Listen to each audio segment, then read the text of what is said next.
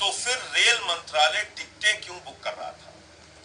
Rail मंत्रालय ने 2 दिन पहले ये स्थिति स्पष्ट क्यों नहीं की कि सारी ट्रेन और सारी टिकटें रद्द की जाएंगी, और इसका एक व्यापक प्रचार क्यों नहीं किया जिसकी वजह से कोई अपने घरों से नहीं निकलता और कोई बांद्रा स्टेशन पे इकट्ठा नहीं होता? तो अगर भीड़ वहां पर इकट्ठा हुई तो क्या सिर्फ और सिर्फ वो मजदूर जिम्मेदार हैं जो अपनी मजबूरी के कारण, भूखमरी के कारण, आज एक महामारी के संकट के कारण जो अलग अलग जगहों पे फंसे हुए हैं, वो अपने घरों से अचानक निकलते हैं इस उम्मीद में कि शायद उनको ट्रेन मिलेगी और वो अपने घर जा पाएंगे?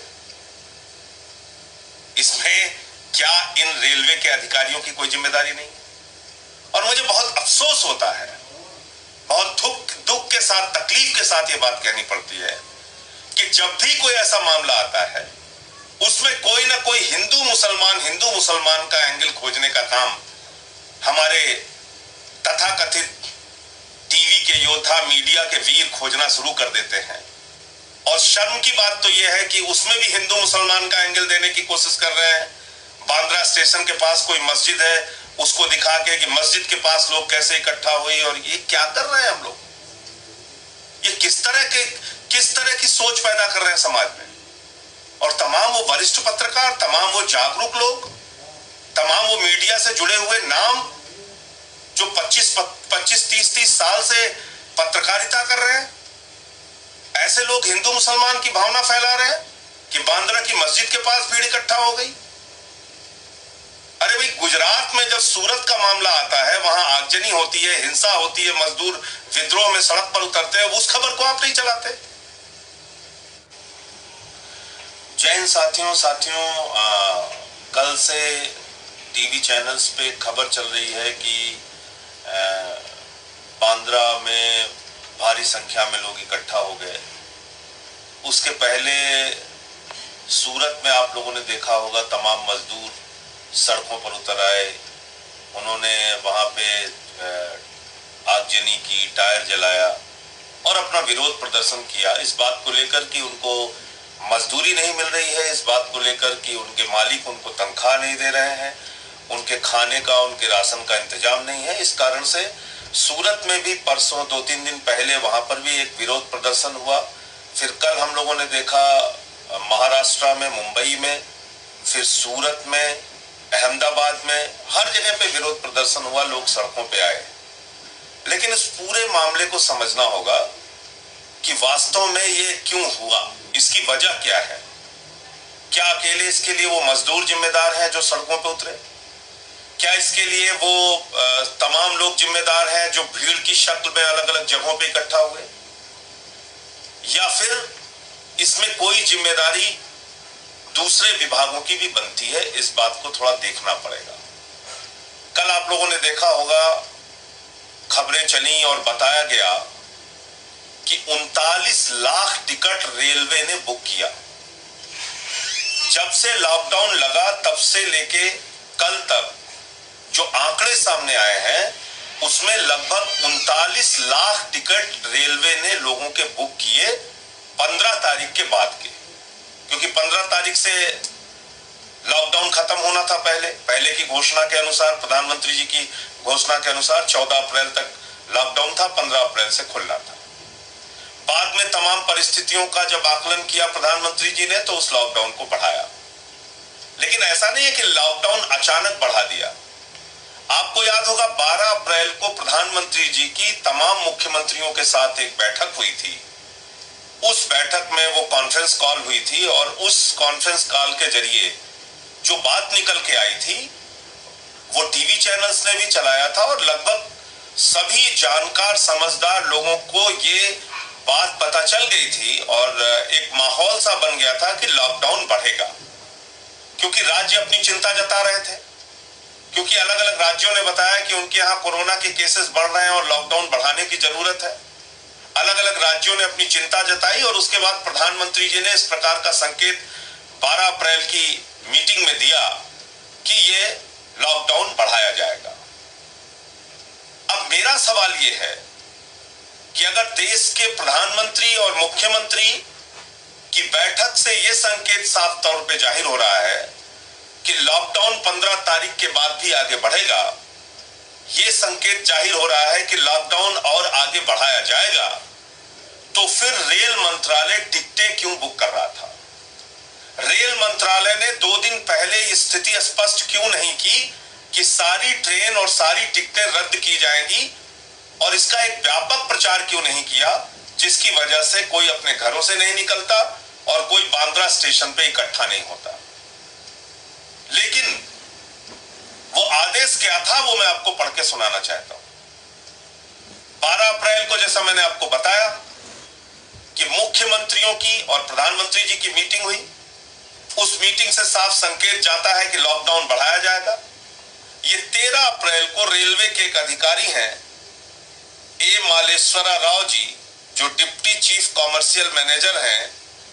ये है south central railway, ministry of railways, और ये सीसीएम के ऑफिस का ये प्रपोजल है, चीफ कॉमर्शियल मैनेजर के ऑफिस का। अब ये क्या लिख रहे हैं? ये साहब लिख रहे हैं कि during video conference held on 13/4/2020 it is decided to run Jan Sadharan specials for clearing passengers, migrant labor of unreserved segment. In this regard, some divisions have already given data. However, all senior DCMs are once again requested to critically analyze the number of passengers as well as migrant labor and submit the detailed proposal along with clear originating and destination stations to the office of CCM immediately so as to discuss the proposal with the office of CPTM to run the trains as proposed by the divisions. ये 13 तारीख का इनका एक proposal है जिसमें ये कह रहे हैं कि जनसाधारण स्पेशल ट्रेनें चलाने का प्रस्ताव, उसका आकलन, उसका डेटा, मजदूरों की संख्या आदि इकट्ठा करके भेजिए, जो लेबर, माइग्रेंट लेबर्स के लिए और लोगों के लिए चलाई जा सके। ये कब ये पत्र इन्होंने जारी किया? ये पत्र जारी किया है जिसमें इन्होंने प्रपोजल मांगा है। जो इनका प्रपोजल है वो है 13 अप्रैल को, जब प्रधानमंत्री जी की मुख्यमंत्रियों के साथ मीटिंग हो चुकी थी। अब मुझे आप जरा बताएं कि जब रेल मंत्रालय 39 लाख टिकटें बुक कर रहा है, रेल मंत्रालय 13 अप्रैल को प्रपोजल तैयार कर रहा है, रेल मंत्रालय की खबरों के हवाले से कुछ टीवी चैनल खबर चला रहे हैं कि बांद्रा से ट्रेन चलने वाली है, मुंबई से ट्रेन चलने वाली है, तो अगर भीड़ वहां पर इकट्ठा हुई तो क्या सिर्फ और सिर्फ वो मजदूर जिम्मेदार हैं जो अपनी मजबूरी के कारण, भूखमरी के कारण, आज एक महामारी के संकट के कारण जो अलग अलग जगहों पे फंसे हुए हैं, वो अपने घरों से अचानक निकलते हैं इस उम्मीद में कि शायद उनको ट्रेन मिलेगी और वो अपने घर जा पाएंगे? इसमें क्या इन रेलवे के अधिकारियों की कोई जिम्मेदारी नहीं? और मुझे बहुत अफसोस होता है, बहुत दुख के साथ, तकलीफ के साथ ये बात कहनी पड़ती है कि जब भी कोई ऐसा मामला आता है उसमें कोई ना कोई हिंदू मुसलमान का एंगल खोजने का काम हमारे तथाकथित टीवी के योद्धा, मीडिया के वीर खोजना शुरू कर देते हैं। जब दिल्ली में आनंद विहार का मामला आया, उस समय भी टीवी के योद्धा डिबेट करने में, लगातार बड़ी बड़ी डिबेट करने में जुट गए, सरकार को घेरने में जुट गए। जब महाराष्ट्र का मामला आया, उसमें भी कल मैं देख रहा था टीवी के योद्धा जुट गए, उसमें टीवी के डिबेट कर रहे हैं। और शर्म की बात तो यह है कि उसमें भी हिंदू मुसलमान का एंगल देने की कोशिश कर रहे हैं। बांद्रा स्टेशन के पास कोई मस्जिद है, उसको दिखा के कि मस्जिद के पास लोग कैसे इकट्ठा हुए, और ये क्या कर रहे हैं हम लोग? ये किस तरह की सोच पैदा कर रहे हैं समाज में? और तमाम वो वरिष्ठ पत्रकार, तमाम वो जागरूक लोग, तमाम वो मीडिया से जुड़े हुए नाम जो 25-30 साल से पत्रकारिता कर रहे हैं, ऐसे लोग हिंदू मुसलमान की भावना फैला रहे हैं कि बांद्रा की मस्जिद के पास भीड़ इकट्ठा हो गई। अरे भाई, गुजरात में जब सूरत का मामला आता है, वहां आगजनी होती है, हिंसा होती है, मजदूर विद्रोह में सड़क पर उतरते हैं, उस खबर को आप नहीं चलाते। आज मैं ये नहीं कह रहा हूं किसी भी पार्टी के दृष्टि से मत देखिए, लेकिन कोई भी खबर को निष्पक्षता से देखिए।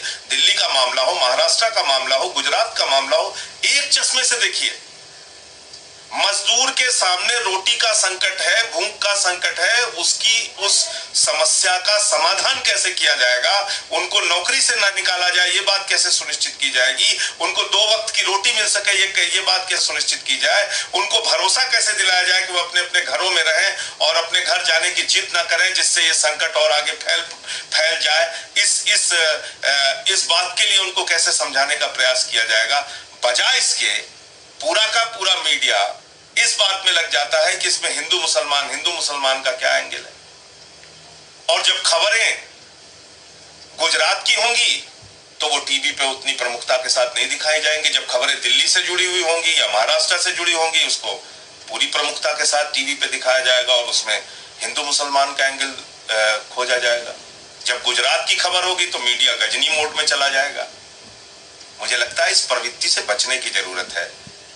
आज एक बड़ा संकट देश के सामने आया है और दिल्ली की सरकार, अरविंद केजरीवाल जी पहले दिन से ही प्रतिबद्धता जता रहे हैं कि हम इस संकट से निपटेंगे, लड़ेंगे और जीतेंगे लोगों के सहयोग के साथ, लोगों के सहानुभूति, लोगों के सौहार्दपूर्ण वातावरण के साथ, लोगों की जिम्मेदारियों के साथ, लोगों के सुख दुख को बांटकर, उनके सुख दुख में खड़े होकर, उनके भोजन और भूख के संकट को दूर करके इस लड़ाई को जीतेंगे दिल्ली में। और केजरीवाल जी उसके लिए लगातार प्रयासरत हैं, लगातार प्रयत्न कर रहे हैं।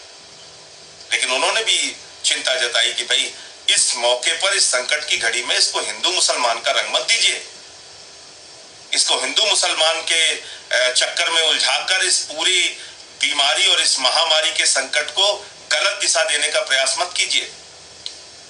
इसलिए दिल्ली में रहने वाले और देश के अलग अलग हिस्सों में रहने वाले सभी भाइयों से हाथ जोड़कर प्रार्थना करूंगा, विनती करूंगा कि कृपा करके इस महामारी में, इस महासंकट के दौर में आप लोग अपने अपने घरों में रहें, ये बीमारी और आगे ना फैलने दें, इस संक्रमण को और आगे ना फैलने दें। क्योंकि आज जो दुनिया के डेटा है वो बहुत भयावह है, डराने वाले हैं। करीब 1.25 लाख से ज्यादा लोगों की मौत हो चुकी है, लगभग 20 लाख लोगों तक ये बीमारी पहुंच चुकी है। अमेरिका जैसे देश, ब्रिटेन जैसे देश, इटली जैसे देश, फ्रांस जैसे देश, जर्मनी जैसे देश, जो अपने आप को बहुत विकसित देश मानते थे, वो तमाम देश आज इस महामारी से, संकट से परेशान हैं। उनके सामने कोई रास्ता उनको दिख नहीं रहा है। इसलिए हम सब की जिम्मेदारी है कि इस देश को बचाने के लिए, इस राष्ट्र को बचाने के लिए, इस भारत माता को कोरोना की महामारी से मुक्त कराने के लिए, बचाने के लिए हम सब की जिम्मेदारी है, एक एक हिंदुस्तानी की जिम्मेदारी है कि हम लोग जात पात, धर्म, क्षेत्र, भाषा, ये तमाम भेद भुलाकर इस महामारी से, इस संकट से एक साथ मिलकर लड़ें और जीतें। सरकार के निर्देश का पालन करें, सरकार का सहयोग करें, पुलिस वालों का सहयोग करें, डॉक्टर्स का सहयोग करें, जो कर्मचारी इस अभियान में, कोरोना संकट के अभियान में लगे हुए हैं, उनकी इज्जत करें, उनका सहयोग करें और इस अभियान को 3 मई तक जो लॉकडाउन 2 घोषित किया गया है उसको सफल बनाएं।